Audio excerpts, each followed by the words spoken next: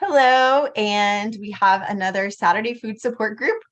And today, across the United States at least, it's pretty cold.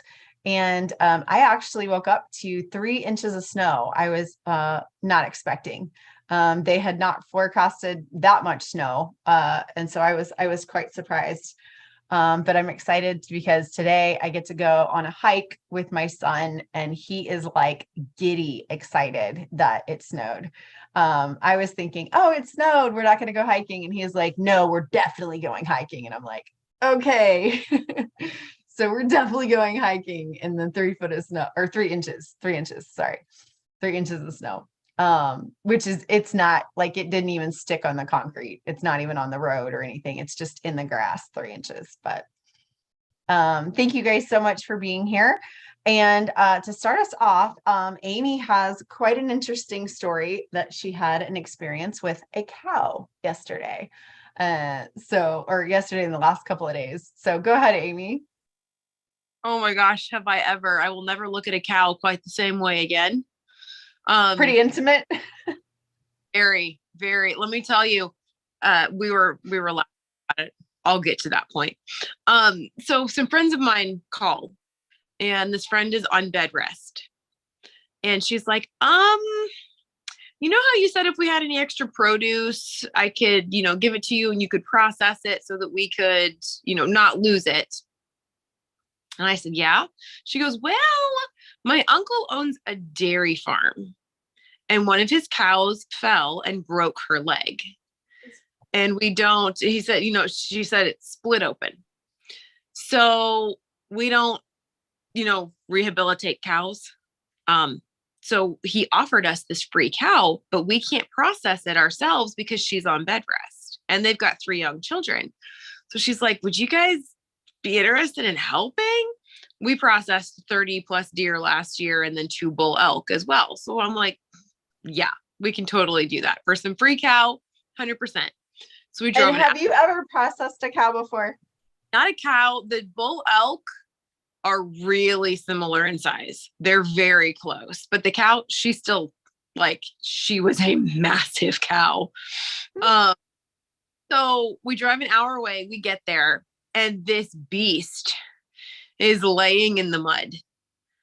Because they had to get her out of the dairy area. So she's over there waiting for us. So our friend gets there about 30 minutes later. He dispatches her, and we use a skid steer. This thing is giant to hoist this cow up. And my daughter and I were laughing so hard because she's a dairy cow. So she's full of milk. So she's hanging there dead, and the udders are facing the barn where all the other cows are. And all the other cows are sitting there looking over the fence. They're just totally silent. And I looked at my daughter and I said, see, I told you Betsy had implants. We just made light of it. It was getting cold. It was still in the 60s. And so we start butchering this cow, and we're just kind of waiting because the guy, our friend, is skinning it. So he's working on that, and we only have one skinning knife. And so we're just kind of hanging out and chilling literally. And then the sun goes down, and then Hurricane Nicole meets cold front Canada, and it started throwing stinging, freezing cold rain at us. I thought it was hail. It hurt so much. And it's not like you can take this inside. No. So we're out, and the cow has since slid down into the mud off of where we were up on the concrete. So we've had to back up a little bit, and now she's in the mud, and there is coagulated blood everywhere. And then it starts dumping this stinging, freezing rain. We were drenched. My underwear was wet. Oh my gosh. My hair was completely slicked back, and my mom's like, Mom? Or my daughter's like, Mom, I don't think I like this look on you. We're just sitting there. I'm working on my cold tolerance because we had no jackets. She was in a tank top. I was in just a t-shirt because we thought we were going to be inside. So we were like, yeah, we'll just wear our jackets inside. And I was like, I am not going to get my one warm thing soaked because it was not a rain jacket at all. It was like a jog jacket. So we're standing out there and we're trying to butcher this beast, and the legs are huge, the ribs, I mean, everything is just so big about it. So we're doing as much as we can. There's two guys that are trying to hold up the ribs, hacking them into them with a sawzall, and I'm like trying to get the meat loose. And it was so entertaining. But I got to take the heart. Awesome. And I cut the cow tongue directly out of its head. Wow. Let me see. And then we went over to their house over the past couple of days and we processed all of it. So we came home. I didn't want any ribs. I have like 40 packages of ribs in my freezer. So I was like, please, no more ribs. You guys get to keep all the ribs. That is fine. So we had a party where we went over there and we hacked up the 4 quarters of the cow that we had. We didn't even touch the ribs. And then we processed all of it. We ground up most of it, made steaks. We took the very fresh cow, cooked up a bunch of steaks right there and ate it with all of the kids running all over the place, being totally crazy. And then the adults are all, hacking and whacking into this cow. So it was so much fun. Cassidy, my 11-year-old, almost 11-year-old stepdaughter, she was in the car like this. And I said, Cass, if you want to come out when it's not raining, so if you want to come out, you can. She's like, yes. And so she jumps out of the car and she runs over to the cow. She's just like, oh, this is amazing. She goes, can I touch it? I was like, I am raising these kids right. They know where their meat comes from. And she got to help with the processing last night. She was filling up some of the meat bags and working the pedal with her foot. And so it was just very cool. Bella's like, not gonna look. So, but Noah and came then out. your 16-year-old was a big help. Oh yeah, my 16-year-old was out there. She was like, okay, I've got the bag, I've got the knives. She's like sharpening knives and catching meat in bags. And we're just, I told her, I said, you can go in the barn so you don't get soaked. Like Jacob doesn't need both of us right now. She goes, at this point in time, does it really matter? But I guarantee you no one in my family will ever forget it. It was amazing. So we told them, if you need our help again, just let us know. And they were like, but next time it's going to be in the winter, because it happens a lot. These cows fall in the winter because there's ice. And so they'll break legs. It happens more often and it's cold. And we're like, we're there. It's free meat. Well, it's not really free. I mean, it's with my labor, but still we're like, yeah, we will be there. And I've been saying I got to work on my cold tolerance, so instead of doing ice baths, I'll just process cow in the winter in Wisconsin. I love it. And what I love about that story is that I think we do take for granted all that the farmers do, to not only to, once you do have a cow that's down, okay, like you said, it was just laying there in the mud. Like, what do you do with that? And then you got to get them to the point of processing. Like, oh my goodness, the intimacy of really going through and processing all of that is so much. And then we're just like, oh my gosh, it's $8 a pound. And you're like, shut up. Like, do you know what this farmer and the processor had to do to get to that point? Yeah. And that's one of the things that, for those who don't know, I'm changing the direction of my channel.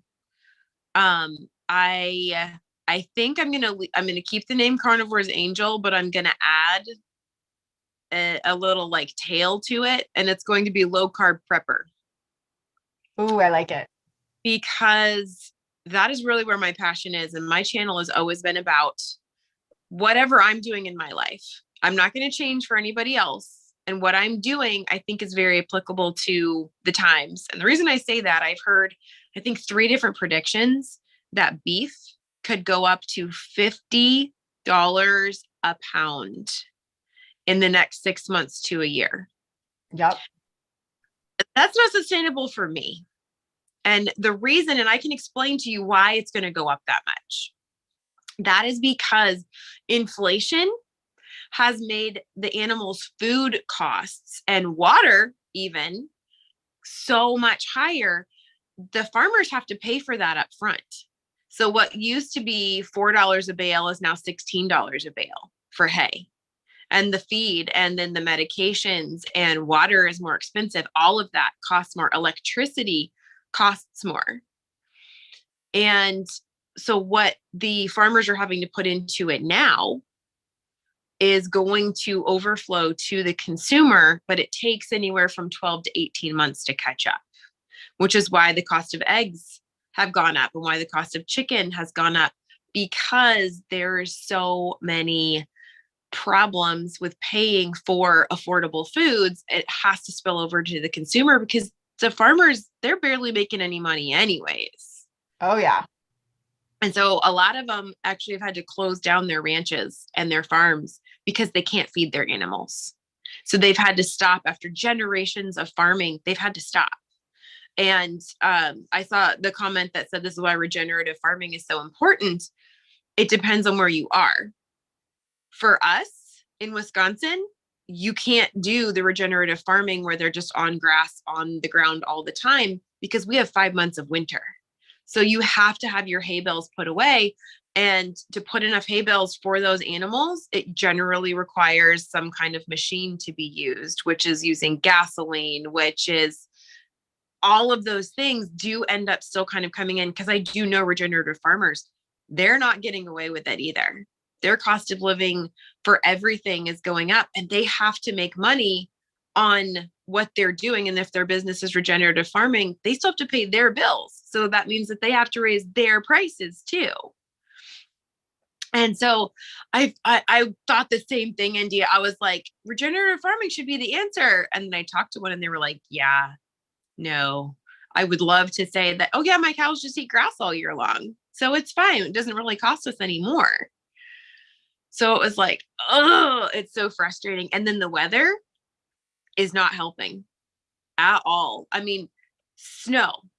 Y'all got snow. I don't even have snow here right now. It was flurrying a little bit ago, but that's throwing everything off. So I'm really kind of shifting my channel over to getting prepared as a low carb eater, whether you are keto or carnivore or anywhere in between. I'm going to show people how to get ready for what could potentially happen. My daddy always raised me not to expect things to stay the same and to expect them to change. So that if we are like, oh yeah, I'll always be able to go to the grocery store, or I'll always be able to go to the farm and get my meat, that's not going to be the case soon. Because once the grocery store runs out, which my grocery store has been almost half empty for almost 6 months, because in rural areas, the produce and all of the products disappear faster. They divert it to the bigger cities because there's more people in the bigger cities, and us rural people, we can feed ourselves, right? So we actually run out of food a lot faster. So we've been seeing it for at least 6 months. But what happens is when you go to the grocery store and there's no meat, people start getting creative. And then they go, where does cow actually come from? It comes from a ranch. I wonder if I have any ranches local in my area, which is fantastic for your local area, because then they are getting business, but then you're missing out on meat. Our cow guy that we could call up at a moment's notice and say, hey, can we get a cow in 2 weeks? He'd be like, oh yeah, sure. I'll work you into the rotation. Now he's like, 6 months out. Because people are realizing that as of right now, he's cheaper than the grocery store. He's more reliable than the grocery store. So now we aren't just in a rotation of 7 or 8 people. We're in a rotation of 30. Yeah. And that's why I think now is the time to go get a relationship with a farmer. Yeah. Because then they'll put you at the top of that list. Uh-huh. And they're like, okay, you've been loyal to me. You have been giving me money. You've been coming to me. Let's put you at the top of the list. And then you get better taken care of. And starting to put things away. Freezers are fantastic until the power doesn't work. Yeah.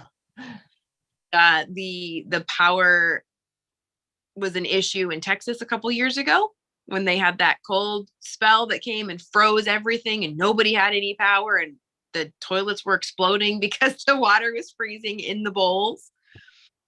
That's the kind of stuff I want people to start thinking about may potentially be an issue and help them plan that out for what could happen. I should probably ask you this later, but I'm gonna ask it to you now. Is there a way to preserve raw meat? Yes. Okay. I gotta know how to do that. But it's called a freeze dryer. Oh. But Yeah. then it's cooked, so it's not raw anymore. It goes to 120 degrees. So it's like rare is what 120 degrees is. That's the closest you can get. Otherwise, it's going to be frozen until your freezer doesn't work anymore.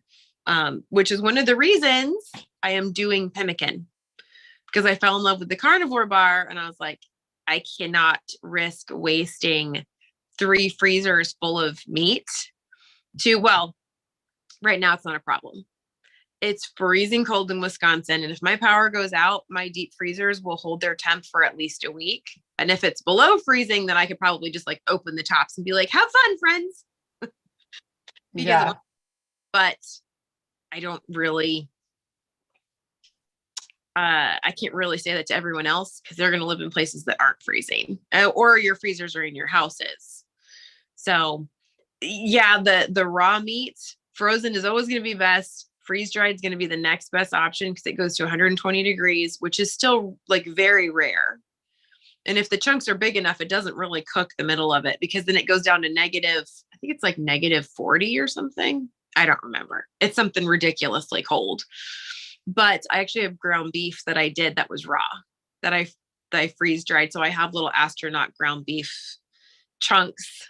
That is, I mean, like the outside of it's a little bit brown, but the inside of it is still perfectly pink and red. So wow. Astronaut cow. I love it. I love it. Well, I want to have Tom jump in real quick. Tom, do you want to tell us about the meat that you bought today? 1 second. No problem. Sorry, There you go. I was clicky there and I was getting all messed up. Yeah, the last couple times I've been at the store, the butcher pointed me out to these manager specials, and if you saw the picture I put on Instagram, I had like 50% off manager specials. They were all ribeyes, like $6 a piece. I was like, and then to the right of that picture you didn't see was another 6 of New York strip, and I got them all 50% off. So today we just went to Safeway and I got a whole bunch more 50% off, steak, chicken, all sorts of stuff. And I spent, I think I had $124 off of meats in savings. So I was pretty happy about that. I just wish that I could, we've been talking about doing the half cow. I'm assuming that's what you were talking about, Amy, when I jumped in late. Yeah. Sorry. But we're out and about today, and I can't miss my Emily and my Amy and my Jackie and my Andia, Larry, so, and Rosa, and Ricardo. Sorry, I don't want to miss anybody. Amy, I didn't miss you. Chris and Monica and Shelly. I'm sorry, I've only got 8 showing right now, so and No I'm on problem. my phone. So sorry, everybody else that I'm missing. I love you. Aww. So, how's everything going? Going good. So Amy was just talking to us about her experience with her cow. But I wanted you to jump in on what you were buying today. Yeah, I mean it's getting really bad out there as far as meat prices. I mean, we already knew that, but it's really crazy. We knew it was gonna get bad. Yeah. Oh, you heard the wife? It's gonna get Did you hear the worse. wife? I heard Meryl. She goes, you got to buy chicken and fish, and fish is even more than meat. Are you kidding me? Yeah, but you gotta- So I'm about diversified protein sources. did you copy that? Diversified protein sources. I love it. So All right, I well- gotta diversify for her, but I like my hamburger and my steak, so I can eat. I hear you. Oh, looks like you're frozen. All right, I'm gonna go ahead and put you back on mute, Tom. No signal. Here's the ground Go- beef. Ground beef that's freeze dried. Yep. Okay, and then Andia was asking you how it tastes. How what? Oh, Yeah. I'm sorry. I was talking to Amy. Oh, sorry. I'm going back on mute where I belong. Oh, you're fine. What does it taste like, Amy? It's the weirdest thing because it melts in your mouth. It literally melts in your mouth. And it's almost like fiber, but it just dissolves. It's like, okay, this is the cotton candy of carnivore. That is what you can still taste the meat. It's not nearly, freeze dryers they are definitely an investment. But they are addictive. Like I could just sit here and eat this entire jar.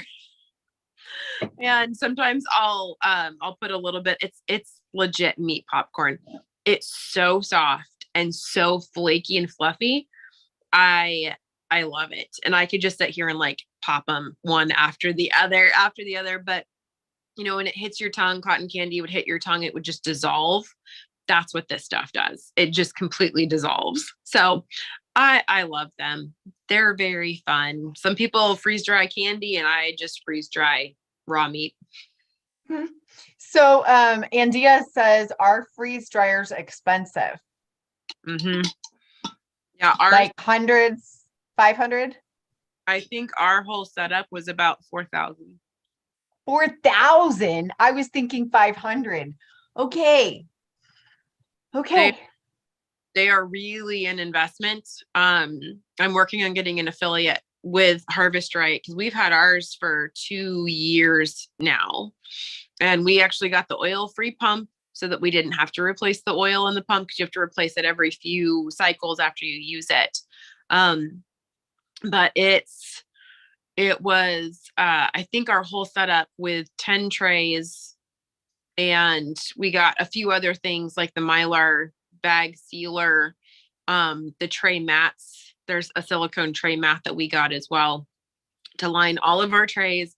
I think that whole thing was about $4,000, but that was And 2 years ago. The brand is Harvest Right. Harvest Right. Okay. Awesome. Thank you so much. And thank you for your cow story. Yeah.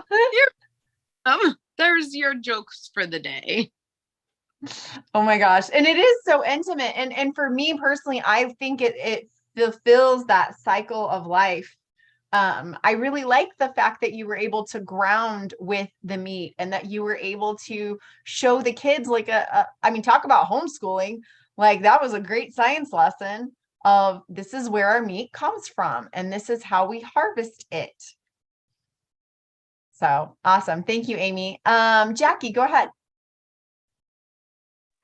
I was just going to ask, I'm getting a half a cow and a whole pig, and I don't really have the freezer space for all of that, I think. But I was wondering on your freeze dried, so does it retain the fat, everything when you're doing that? You have the same nutritional value as if you were to eat a raw steak or whatever? So with the actually want to do Oh, actually, Jackie, can you mute really quick while she's talking? Yep. Go ahead, Amy. Amy in stereo, that is terrifying. When you freeze dry, you're supposed to remove quite a bit of the fat.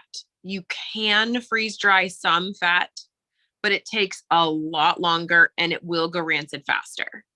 So I always try to freeze dry the most lean things. I wasn't sure how this was going to turn out because this is like an 85-15 and a lot of the fat in the middle is still in there and it made like hard little nuggets. On the outside, there's holes where the fat used to be. That part did drip and run off. So for fat, honestly, depending on what you're doing, if it's going to be like lard, I would just render it all and then I would can it.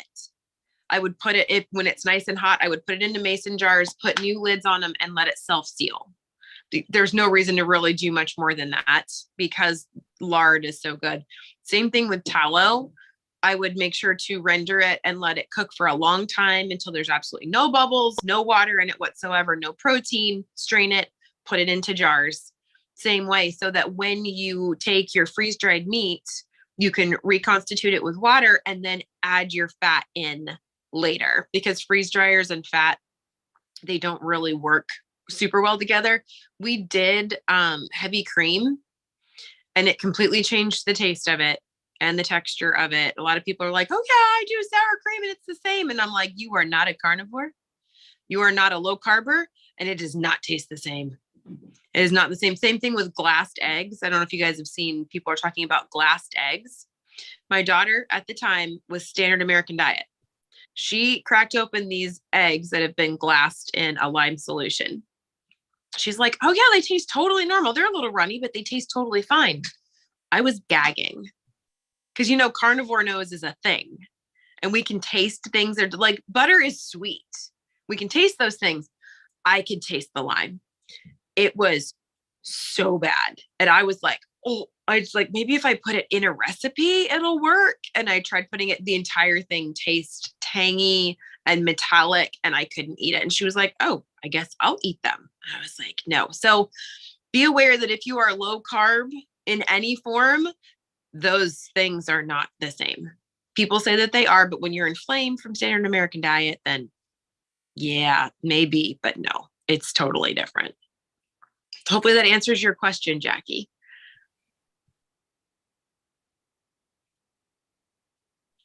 I just wanted to know if I could count it the same if I were counting what I'm eating and fat and protein ratios and stuff, because that's kind of a big thing for me right now. Yeah, that makes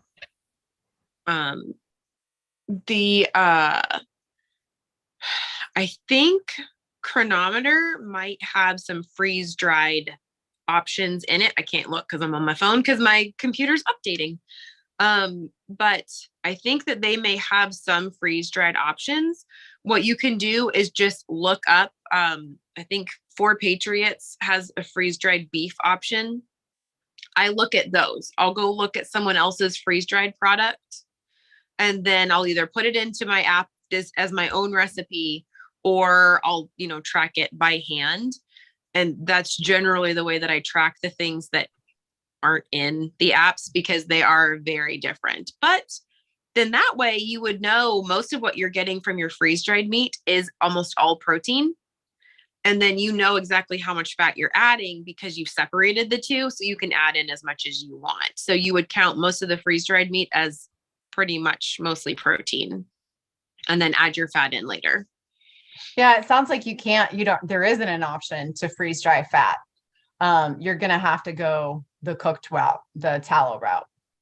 Yeah, it would be for sure the best of all worlds, because the problem with dehydrating for fat is it just melts.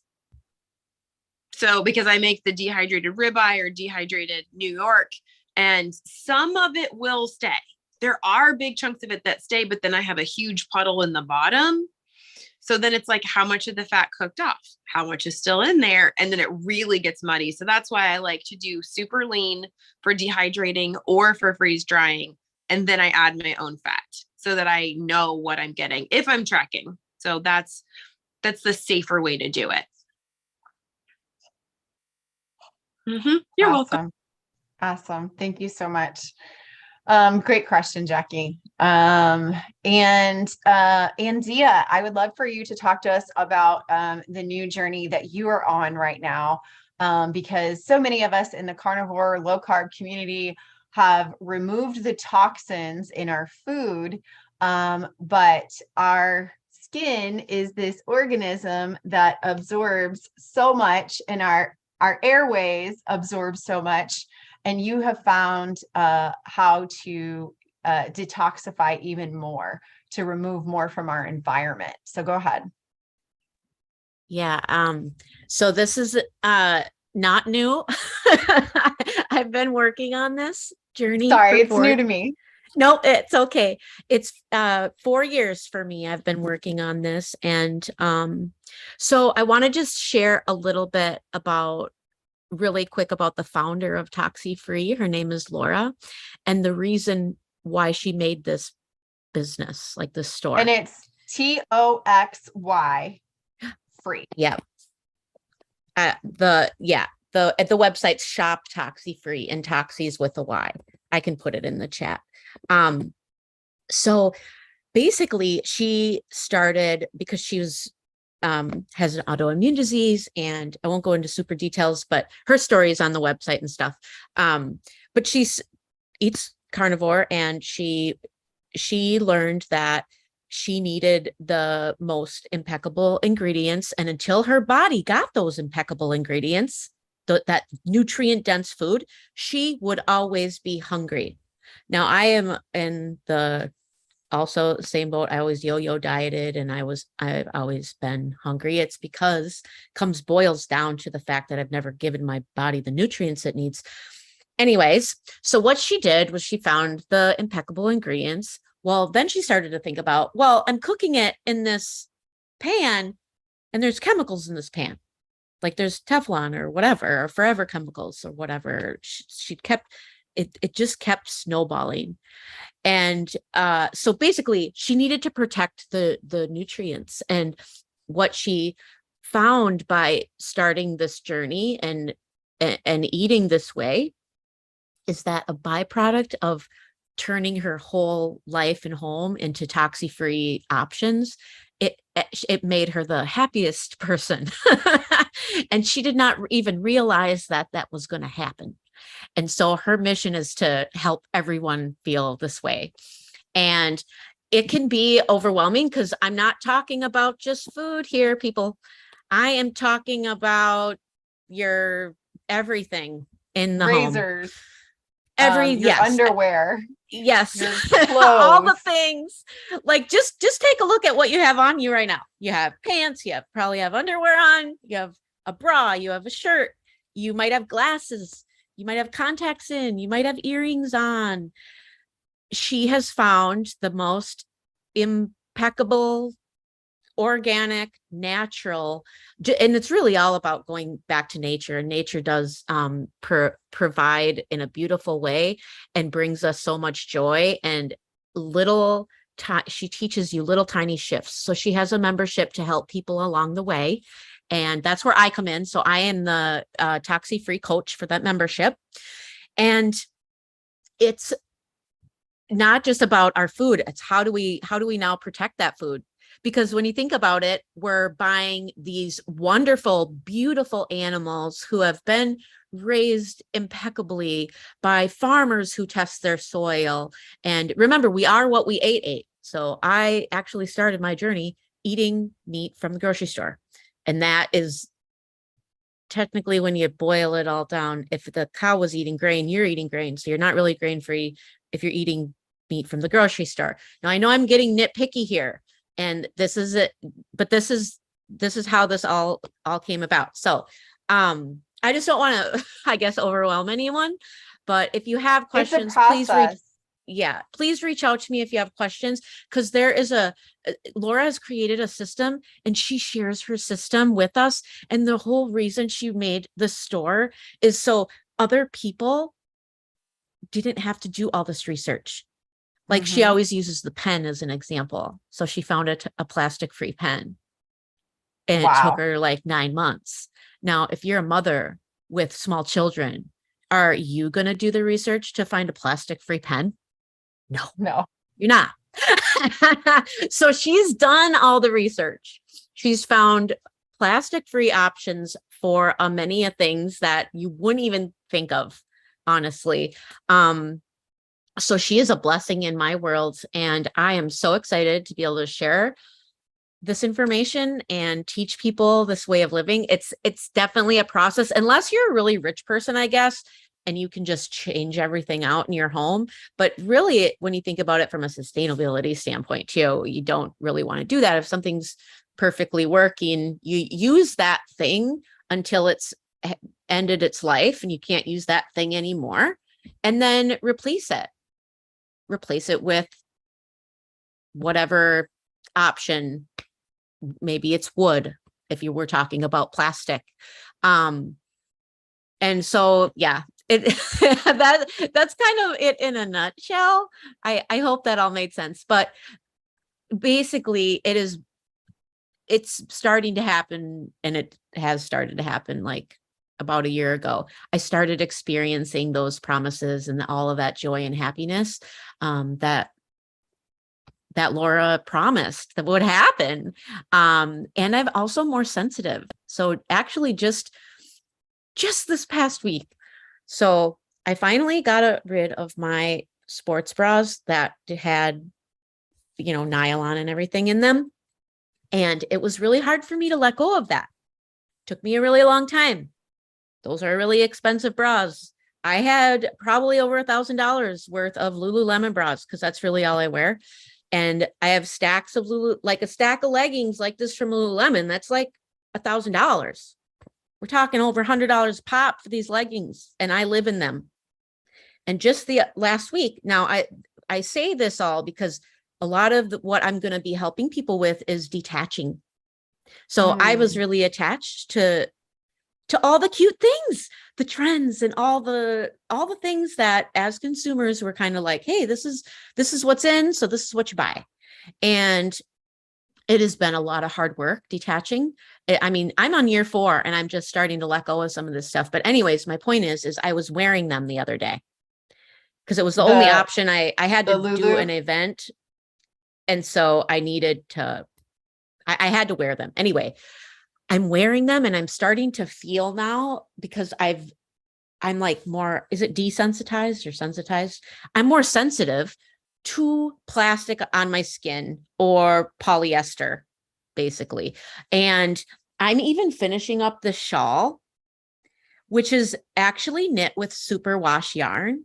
And superwash yarn goes through a chemical process. But when I started this project, I was not aware of that process. I didn't know that superwash yarn had chemicals in it. Superwash yarn is the most beautifully dyed yarn. So I was always drawn to it because of the colors and everything, right? I'm finishing up that project and I can literally feel like the chemicals in the yarn, like they're scratchy and yes, it's nice and soft and squishy, but like as I'm knitting, I can feel it. Like something's happening. I'm more sensitive to it. And I actually talked to Laura about this yesterday, and she said, "Oh yeah, that's gonna start to happen." But it takes a long time for this to start to happen. Kind of like what Amy was talking about with the eggs and her daughter. Okay, it's the same idea, only it's with, I'm talking about it in terms of my clothing. So, I want to be able to answer any questions for people. So I'm going to be quiet now. I don't know if there's questions in the chat, but yeah, if anybody has any questions, just raise your hand or put it in the chat. So what was your experience as you were at that place in public with wearing the regular leggings? Oh, like the whole day, I was just like, oh my gosh, I don't want to be living in these because and I had to wear them that day. And as soon as I got home, I took them off. Wow. Like, so I can share, I don't know where I saved it. When I mute, I will try to find it, but there's an article about the BPAs in sports bras. And they say, if you are going to wear those moisture whisking materials, that you exercise in it and then remove it from your body straight away, because we should not be wearing them all day long. I've been living in sports bras probably for the last 20 years. I don't wear, it's probably a little TMI, but I don't wear regular bras. I used to. I got rid of all those a way long time ago. And because I was just like, oh, this is healthier. I always work out anyway. They match. They have cute little backs. They're all colorful.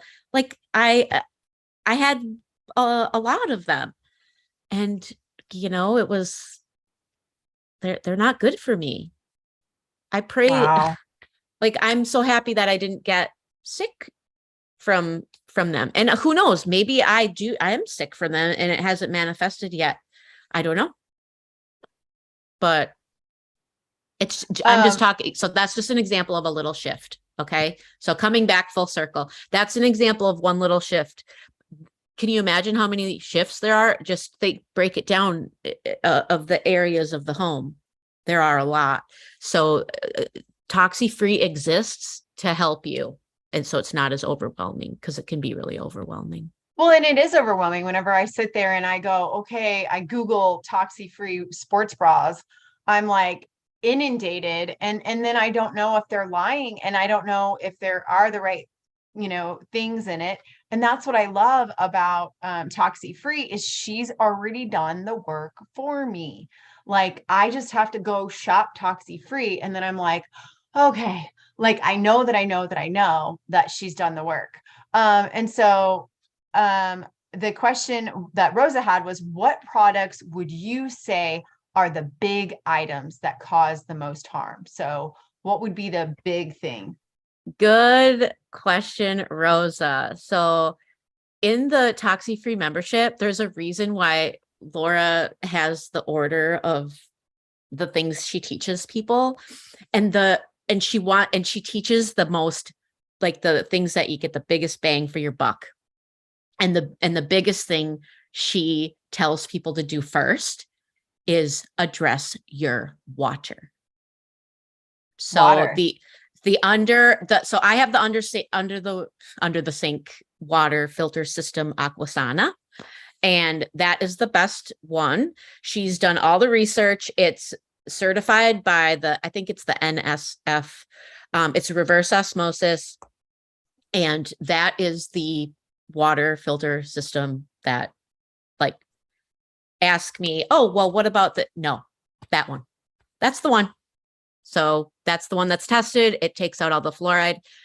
And what's really crazy, so I live in the Portland metro area, Portland, Oregon, and you're supposed to change the filters on these things every 6 months. Well, that tells me that the filter is supposed to last 6 months. My filter in Portland only lasts 3. Wow. That is because the water is so crazy dirty. I actually thought the thing broke, and I called the company, and she walked me through fixing it. And I took the filter out, and it was like this huge poopy brown filter. It felt like it had sand in it. That is everything that it removed from my water over the course of 3 months. So I actually have to change my filters 4 times a year instead of 2. So if you live in I'm only making this assumption. If you live in a bigger city, your water might be more dirty, because in where Laura lives in Hudson, Wisconsin, her filters, I showed them my filters. They were like, no, our filter has never looked like that. So when they change their filter, their whole system still works. It's just time to change the filter, right? My filter will be so full that it makes the whole thing stop working. And so their filters, their water's cleaner in Hudson, Wisconsin, apparently. So that's just how I know that. It's because I was able to compare it with their filter. Wow. Anyway, that's the biggest shift, is the water. And they also, in Laura's membership, she gives you these shopping lists so you don't have to do any research. Okay. That's amazing. That's Yeah. amazing. I love that. I love that. Thank you so much, Andia. And does anybody have any questions? And if they do, they can follow you on, where are you on Instagram? I'm at Andia Ray on Instagram, or at Andy Patton is my personal account. And I don't know which one I'm going to change into Toxi-Free. Toxi-Free. I just do not know what one, but my business one is Andia Ray. It's probably going to be that one. But I might start a new one, and I don't know what to name it. So, but if you follow at Toxi-Free, you're going to she shares a lot of things in her stories every single day, about little shifts she made. And if you really want to learn her story and all the important topics, she's an author of a few books, and I would highly recommend reading her book, My Happy Life for Sale. That is the original book that she wrote to educate people and share her story. That actually used to be the name of her business before it was Toxi Free, My Happy Life for Sale, because she wanted Wow. to give everybody this happy life. And she didn't even know that doing this journey would make her the most happiest person. That was just a byproduct of all the shifts. So her story is simply amazing. My story is just like, I met Laura and I realized that I wanted what she had. And it's been the biggest blessing finding this as a resource. It really has. It's what led me here. I wouldn't be sitting here talking to you all if I wouldn't have met Laura. So yeah. Well, and I think it just goes hand in hand. Whenever you start to remove the toxins from your body, from your food, then it just, like you said, it snowballs into more. And because then you're capable. Whenever you're sitting there and you're like elbow deep in a bag of Doritos and, and just, fisting the cookies and the donuts, you're like not even on board to think about removing toxins from your brain and your body, or your environment or your children or your spouse or your animals. You're just like trying to survive every day. You're just like, I need to finish these donuts. I need to finish this pack of Oreos and go to bed and then start over again the next day. And yeah, you're in I a would completely say- different place. Yeah, I would say if for anyone wanting to start today, the next time you have to buy something, we are voting with our dollars. If we want to see better whatever in the world, we have to invest and buy that better thing. So if you need, I'm just going to look at my kitchen. Okay, if you need a new cutting board, buy a wood one. Like, go to your farmers markets, buy local, buy whatever you need to switch out in your house. Something breaks, try to look up the best version of that thing. You can use Toxi Free as a resource, because there's lots of information on the website, and you can purchase from them if they have that thing, or you can just use that as education and then go out and a lot of times too, like I'm messaging companies, I'm like, you say this is this part of your, I just emailed an olive oil company. I'm like, you talk about your fields are organic, but you don't put organic on the label. That's actually a huge selling point. Why don't you put organic on the label? Is your olive oil organic or is it not? So, and usually I know if they're not transparent, they won't message me back. If they are transparent, they explain. And most companies, they will put in massive detail how they are going above and beyond to be blah, blah, blah. They will put it on the website. If you're, if you're looking for clothes, if you want to know that they're organic and dyed with natural dyes, because that's a whole nother rabbit hole we can get down. And we go over these topics in detail. When I go over these topics in detail, when I coach people, we get down to all the things, and I give them all the resources that we have found. So you don't have to do the work. That's awesome. That's awesome. Thank you so much, Andia. That is time for our meeting, but we've gone from cows to plastics to everything in between. And I am so grateful for you guys every Saturday having these conversations with me. I hope you guys have a good one. I'll see you next Saturday.